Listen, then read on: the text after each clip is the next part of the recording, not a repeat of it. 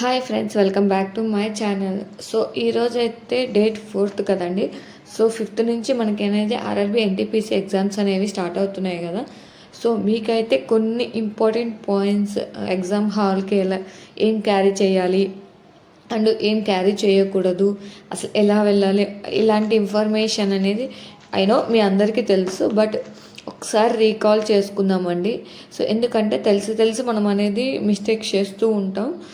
తెలిసి కాదులేని by mistakes చేస్తూ ఉంటాం. సో అసలు లేదంటే ఎవరైనా ఫస్ట్ టైం కనుక ఎగ్జామ్స్ రాస్తుంటే మీకు అనేది కొన్ని ప్రికాషన్స్ అండి. సో ఫస్ట్ అయితే గుడ్ స్లీప్ అండి. సో ఫస్ట్ మీరైతే రేపు ఎవరికన్నా దూరంగా సెంటర్ పడితే కానీ ముందే వెళ్ళడానికి ట్రై చేయండి. అంటే ముందు డేనే, అంటే రేపు ఎగ్జామ్ అనుకోండి, ఈ డేనే వెళ్ళడానికి ట్రై చేయండి.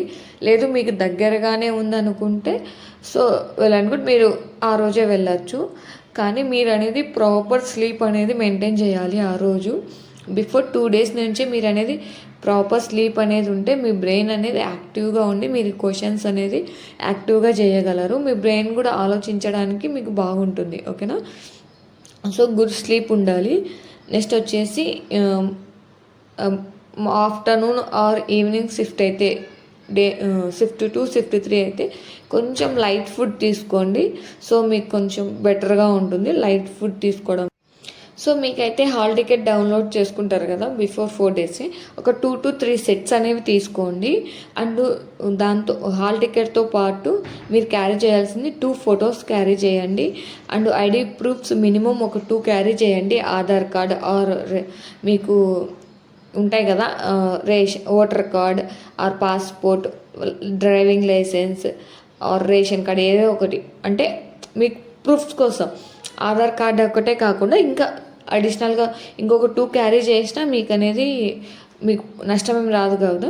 అండ్ ఆధార్ కార్డ్ అనేది ఒరిజినల్ తీసుకెళ్ళండి. ఈ పాటికి అందరూ అప్డేట్ చేయించుకునే ఉంటారు ఫేసెస్ అలాంటివి. సో ఎప్పుడో చిన్నప్పుడు ఫొటోస్ ఉంటాయి కదా ఆధార్ కార్డులో, సో అప్డేట్ చేయించుకుంటే బెటర్ అండి. సో చేయించుకున్న వాళ్ళు ఓకే, చేయించుకోకపోతే ఓకే. అందుకే ఇంకొక అడిషనల్గా ఒక 2 అనేది మీరు తీసుకెళ్ళండి.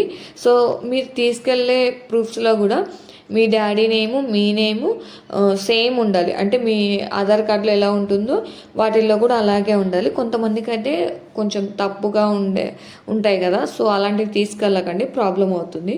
ఓకేనా. 2 హాల్ టికెట్స్ మినిమం ఒక 2 to 3 క్యారీ చేయండి. అండ్ ఫొటోస్ కూడా 2 క్యారీ చేయండి. ఐడి ప్రూఫ్స్ కూడా ఒక 2 to 3 క్యారీ చేయండి. సో మనకు వచ్చే నష్టం ఏం లేదు కదా ఎక్కువ తీసుకెళ్ళడం వల్ల. ఓకేనా. నెక్స్ట్ వచ్చేసి టైంకి ఎగ్జామ్ హాల్కి రీచ్ అవ్వండి. అంటే బిఫోర్ 1 hour మీరు ఎగ్జామ్ హాల్ దగ్గర ఉండాలి.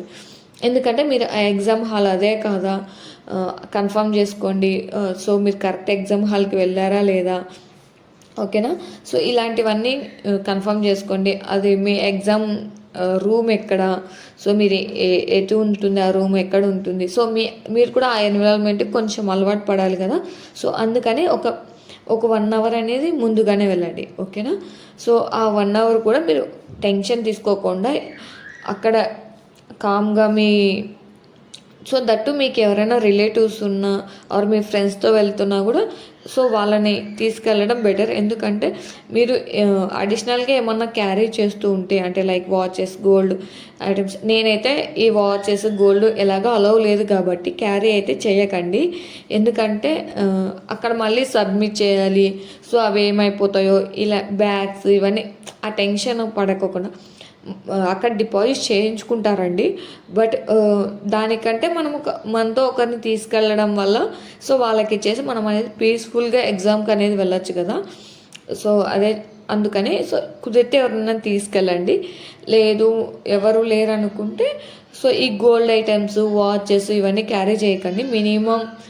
మినిమం ఐటమ్స్తోనే, అంటే మీకు ఏమేమి రిక్వైర్మెంట్ వాటిని తీసుకెళ్ళడానికి ట్రై చేయండి. అంటే క్యాష్, వ్యాలెట్స్, ఏటీఎం కార్డ్స్ ఇవి కాకుండా జస్ట్ కొంచెం క్యాష్, మీకు రిక్వైర్మెంట్ ఉన్నంత క్యాష్ తీసుకెళ్ళండి. వాటర్ బాటిల్స్ ఇవన్నీ కూడా ఏం అలౌ చేయరు. వాచెస్ కూడా అలౌ చేయరు.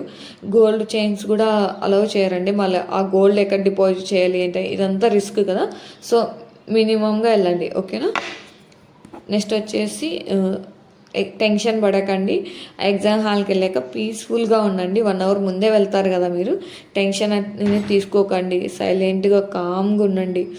సో మీరు ఎంత మీ బ్రెయిన్కి మీరు ముందే చెప్పండి ఏంటంటే, నేను అన్ని క్వశ్చన్స్ అటెంప్ట్ చేయట్లేదు, ఎందుకంటే మనకు అన్ని క్వశ్చన్స్ ఎగ్జామ్ పేపర్లో అన్ని క్వశ్చన్స్ మనకి రావు, అది మనకి ముందే తెలుసు. సో అది మీరు బ్రెయిన్కి ప్రిపేర్ చేయండి. మీరు అప్ టు 70-80% క్వశ్చన్స్ మాత్రమే అటెంప్ట్ చేయగలరు. సో టెన్షన్ పడకోకుండా పీస్ఫుల్గా కామ్గా అనేది ఉంటే మనం అనేది ఆ క్వశ్చన్స్ అనేది ఎగ్జామ్ హాల్లో టెన్షన్ పడుకోకుండా కామ్గా సైలెంట్గా ఉంటే మనం ఎగ్జామ్స్ అనేది స్మూత్గా వెళ్ళిపోతుంది. ఓకేనా? సో క్యారీ చేయాల్సినవి ఏంటివండి, హాల్ టికెట్స్ క్యారీ చేయాలి, photos, ID proofs, so watches, gold ఇలాంటి ఐటమ్స్ క్యారీ చేయకండి. సో మీ ఫ్రెండ్స్ కానీ ఆర్ రిలేటివ్స్, మీ పేరెంట్స్లో ఎవరన్నా మీకు ఎగ్జామ్ హాల్ దగ్గరికి రాగలిగితే వాళ్ళని తీసుకెళ్ళండి. కొంచెం మీకు కూడా కొంచెం మోటివేషన్గా ఆర్ ధైర్యంగా, కొంతమంది టెన్షన్ తీసుకుంటుంటారు కదా, సో అలా తీసుకోకుండా ఉంటారు. ఓకేనా? సో ఇవేనండి కొన్ని ఇంపార్టెంట్ పాయింట్స్. నెక్స్ట్ వచ్చేసి మనం ఎగ్జామ్ హాల్లోకి వెళ్ళిన తర్వాత ఎలా సైలెంట్గా ఉండాలి, సో ఎగ్జామ్ ఎలా అటెంప్ట్ చేయాలి, సో ఇవన్నీ నెక్స్ట్ వీడియో చేస్తానండి. సో ఈ వీడియోకి అయితే మీరు ఏమేమి క్యారీ చేయాలని మాత్రమే అండ్ ఎలా ముందే వెళ్ళండి. ఓకే, ఎగ్జామ్ హాల్కి ఫస్ట్ ఇంపార్టెంట్ పాయింట్ అంటే ఎగ్జామ్ హాల్కి ముందే వెళ్ళండి.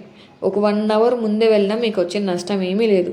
ఓకేనా? హడావిడి పడకుండా వాళ్ళు గేట్లు వేసేస్తారు. సో ఇదంతా టెన్షన్ వద్దు. ఓకేనా? అందరికీ ఆల్ ద బెస్ట్. ఎగ్జామ్ బాగా రాయండి. Thank you for watching.